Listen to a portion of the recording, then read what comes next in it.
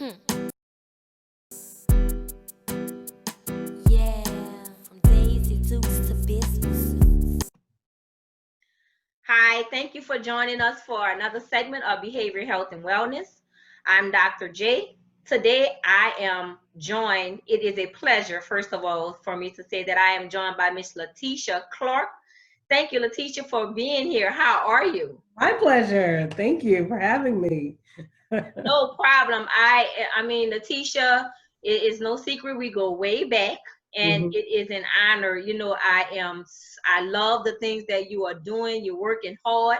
But before I just go on and on about how wonderful you are, I'll give you the opportunity to introduce yourself. Well, thank you, Dr. J. I mean, I know you as Gerelda before you were a doctor. But yes, you are right. We go way back. I considered you very much a mentor when I started in politics and cut my teeth into local politics. You were already working in the council member's office at the local level. And we went through a lot together, serving in City Hall, really just seeing the impact that local government has on the community and how accountable and responsible local government workers are to their local community. So that is really where I got my taste to work in local government and in the public sector. And since I left that office in New Orleans, I went on to work for the American Red Cross. I've worked for both Republicans and Democrats in city government and state government. And then I went more into a field of government relations, and I've worked for associations that cover real estate, healthcare, and now in education.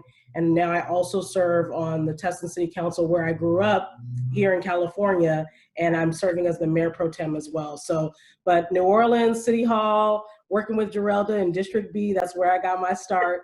So I will never ever forget that time. It was extremely valuable for me and the trajectory of my career.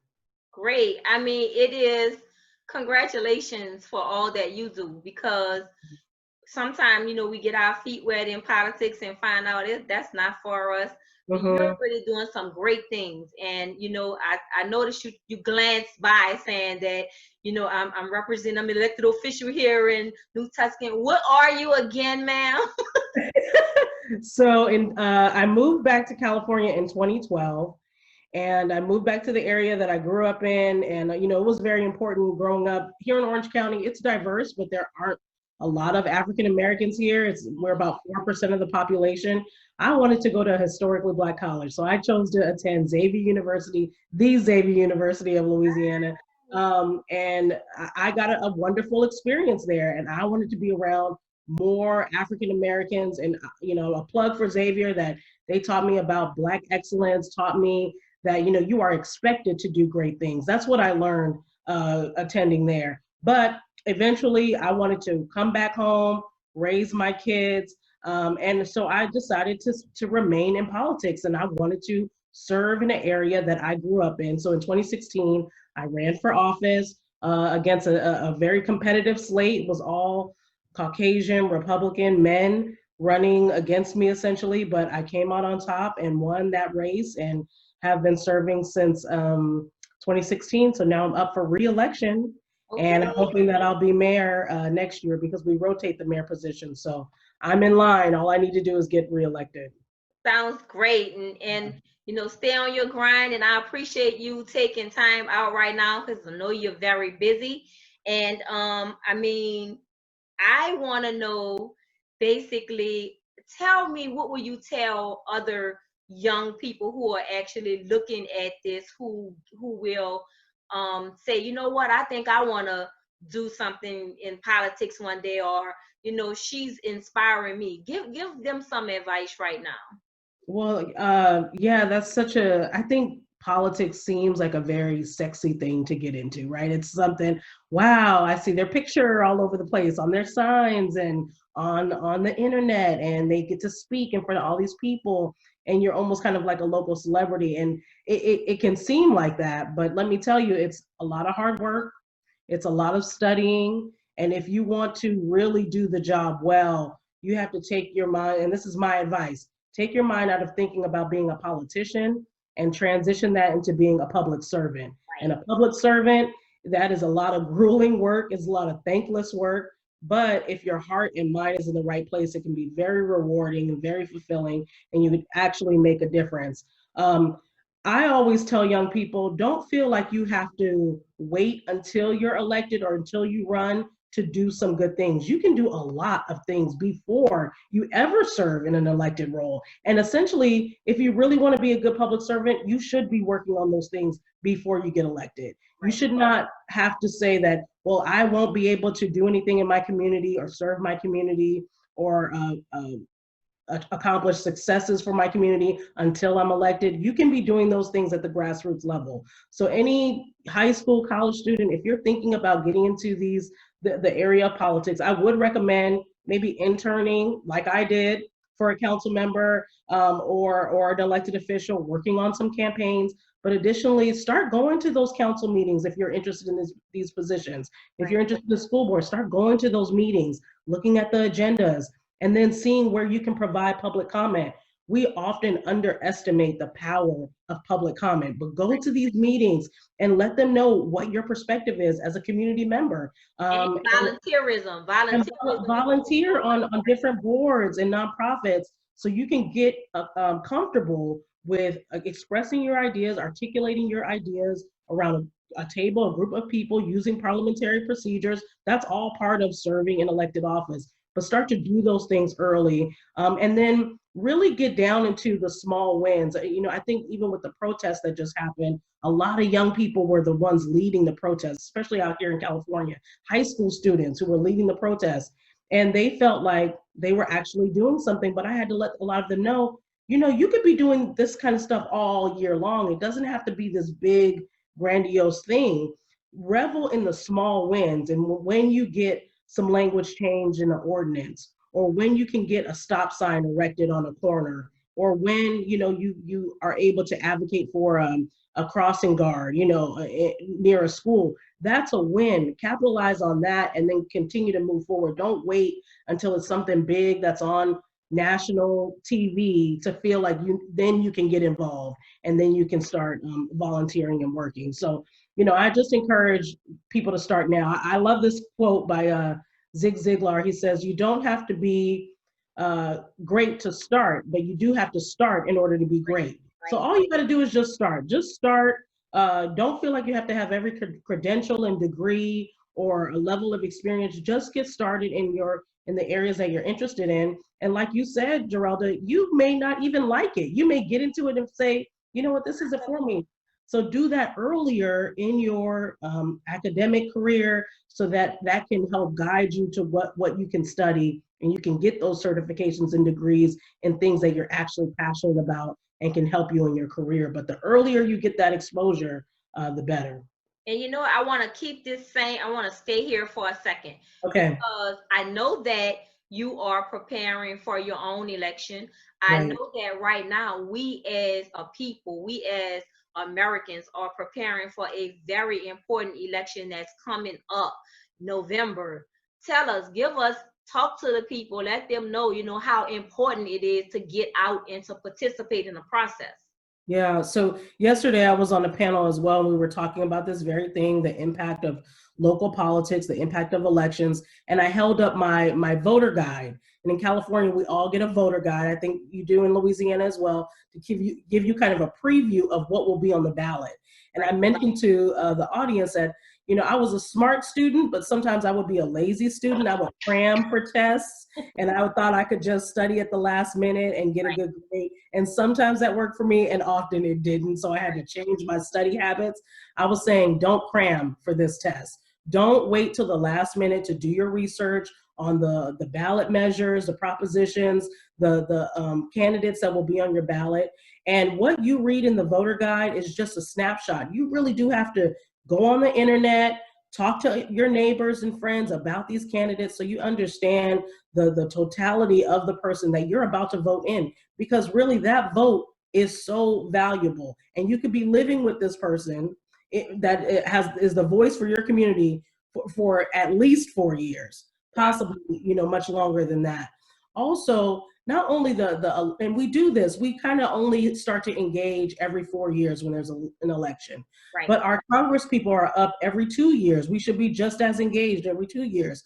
Our census is up every 10 years. This is a census year. Right When now. we start talking about community development block grants that impact playgrounds and service centers, and removing graffiti, all those funds that we need to kind of just do things around our community, and we say, how come we don't have a senior center? How come we don't have a playground? How come we don't have these services in our community? Those CDBG funds actually help contribute towards that. But if you don't fill out your census, then we can't demonstrate to the federal government that we have all these people in our community that are of these different demographics with these certain types of needs. So that is just part of being a good, active citizen, is participating in all these things all the time. Don't cram for this test. This is too important of an exam to cram on. You need to be doing this work and studying all the time. So yes, do I want to implore everyone to make sure you vote this time? Absolutely, it's very important. But as soon as this election is over, you need to start thinking about 2022. Who is running in your area in 2022? And New Orleans, or some of the areas in Louisiana, they have special elections often. So all you need the to time. all the time. It's always an election in Louisiana, in New Orleans. Always. Well, Gerelda, honestly, that's how I started, even because I started at Xavier as a pre-law major. I thought I wanted to go to law school. But then I got a part-time job through the pre-law club to work on some campaigns, because there was always a campaign going on, Always. and they always needed help. And I saw Black women on these flyers for the first time in my life. I had never seen that before. Wow. All these beautiful Black women running for judge and council and Senate. And I was like, wait, what? Like, you can do this? You can. And so that changed my mind, and I changed my major to political science. And so, I mentioned that because it's number one, representation matters. And, but number two, it's just really important that we are participating, in this process. And again, yes, New Orleans has elections all the time. So you can't go from 2020 and start even thinking about 2022. There will be elections in between, and you have to pay. Yes, right. So just be ready to be on guard and preparing and studying all the time. And that is going to make you a better community member. And overall, it's going to make your community better, because your voice will be included and will be heard as long as you are active. I say that jokingly, but to be honest, I will also follow up and say, yes, we do have many elections here in New Orleans, but I participate because I feel like that's how I stay included. That's how I am engaged. My vote counts. If I'm not out being part of the process or part of the solution, I can't complain. So that's how you actually get to say something. But what are you all doing in your area in order to engage the constituency to get them prepared? Because this is going to be one of those where you get in line and you bring snacks, and you have to really bring water and get yourself prepared to be in line, because we are going to have lines somewhere. How are you preparing your constituency?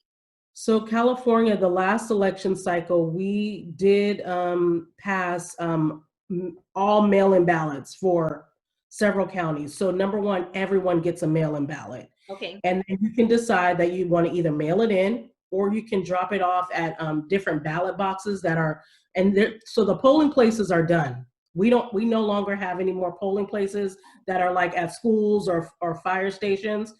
There are ballot boxes in convenient locations, like near grocery stores or your cleaners, or when the gyms were open, near your gym. So they're located all around the county. And I could live in Tustin, but I could go to Anaheim near Disneyland and put my ballot in a ballot box there, and it'll still be counted. I can drop it off anywhere where there's a ballot box. So that's also a convenient measure. There are also voting centers in other convenient locations. So no more polling place. You could walk into a voting center that's near your job. I work at the community college district here in Orange County. There will be a voting center at my community college. So I could go there and just vote in person. And so those are all the options. So the easiest way is to mail it in, but we will be concerned about the mail. So a lot of people will probably drop it in a ballot box or they'll go into a voting center. But we're just trying to tell people, if you're, make a plan. So whatever you're going to do, make a plan with your family. Are we all going to mail it in? Okay, if we're going to mail it in, let's mail it in early. So, we get ballots on October 5th. Let's mail it in right away so that if there is a delay in the mail, we can ensure that it's counted. Also, California has a method, the OC Registrar of Voters, you can track your vote. So once you put in your ballot, you can go online and say, type your name, and then it will say, your ballot hasn't been counted yet, or it'll let you know it's been counted. So then you're like, okay, good. At least I know it didn't get lost. And if it doesn't report as being counted, you can go back to a voting center and say, hey, I turned in my ballot 2 weeks ago and it hasn't been counted. So, what's going on, or I want to, do it again. And they'll only count they'll only count one. So the system is pretty good here. I like that. The thing is just about engagement, right? We have every tool at our disposal and we still have people not voting. Wow. We still have people not taking advantage of everything that's available to them. I personally think government has to do a better job in communicating to the public.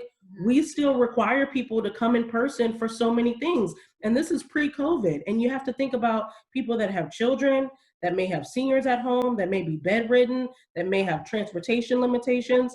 We don't think about those people when it's time to get public comment. Why are we not becoming more innovative, doing a lot of things from our phone? We do everything else on our phone. We can order food and order groceries and pay your bills, everything. Pay everything on your phone, but we can't provide public comment for, what happens in our everyday lives with our local government. We have to find a way to be more innovative. And I think those gaps only are highlighted during these critical times, like elections, and when we're in crisis mode during the pandemic.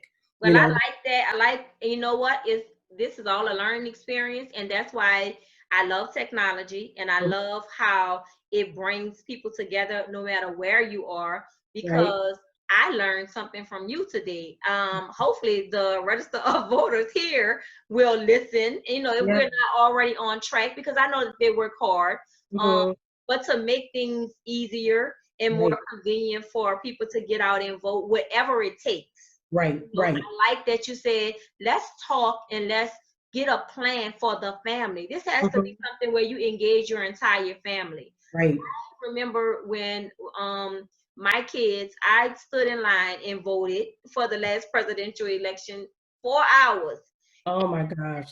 I wanted to make sure that my children voted, not sending them, but I went and stood in line for 5 hours with them. And we made of it. And it was okay. We took pictures and we still talk about that because it was very important. And I have to lead by example with my family. And if we have a family plan, just like we're talking about emergency preparedness or, how we run in our household, we need to talk about how we're going to participate in these elections as a family, as a team. And speaking of family, those twins are 13 now. 13 years old. Wow, so you are an elected official, you have a full-time job, and you're a momager. And then, since they're at home doing school, I'm IT, tech support, the lunch lady. I am definitely the lunch lady in IT. Always popping in saying, are you okay? Right. Sliding snacks under the door. Right.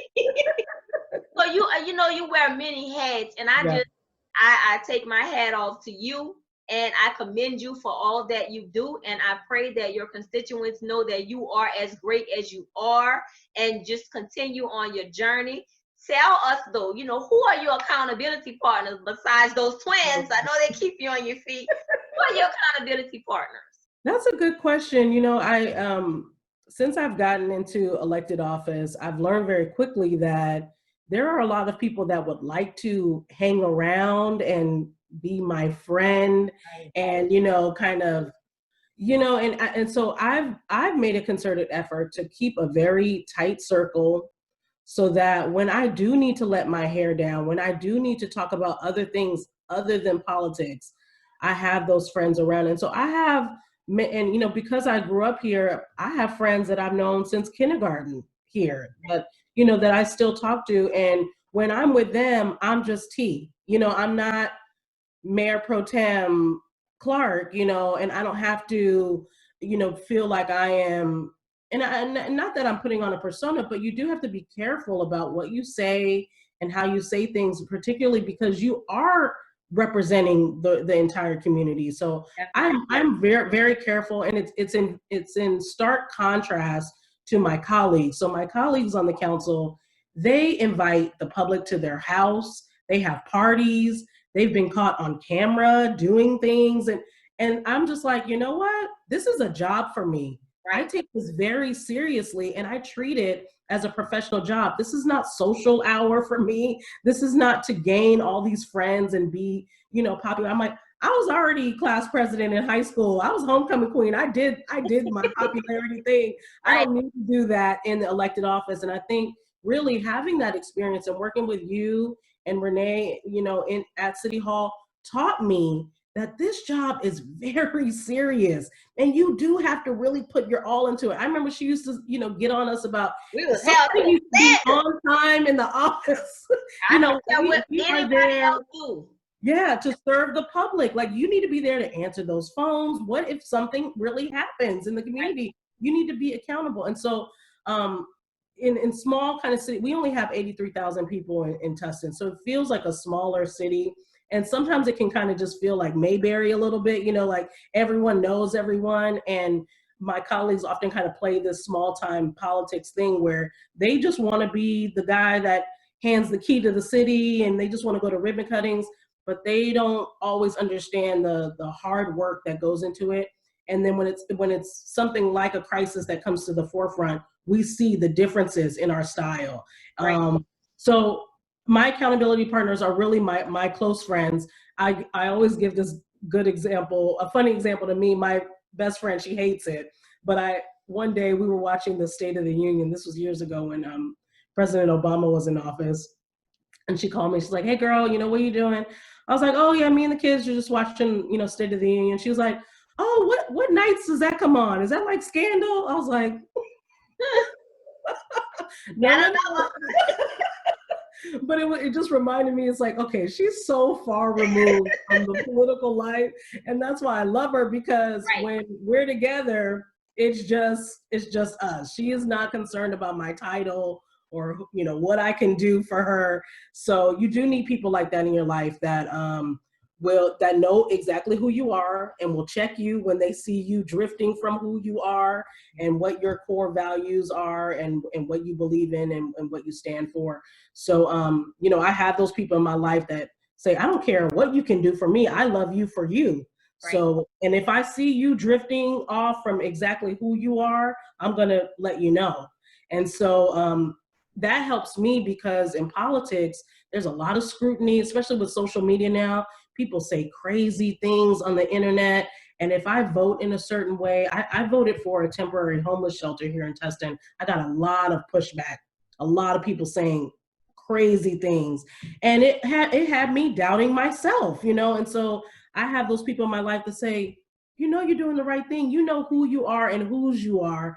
Right. Don't ever doubt you. You are in this for the right reasons. And if you get criticism along the way, you have people in your corner that love you and just love you for who you are. So you need people like that, because you can easily doubt yourself if you put all your value in other people that vote you in and can vote you out. That is a very tough place to be in. So if you're going to get into politics, I always recommend, you have to have that strong moral compass before you do something like this and put yourself out there for, basically to be criticized by the world. You have to really be strong in yourself and know why you're doing this and know who you are. If you're doing it for a popularity contest or ego boost, you will be eaten alive in politics. Definitely. Because because they'll just eat you alive anyway. I mean, and don't care, be out. You've ran for office before.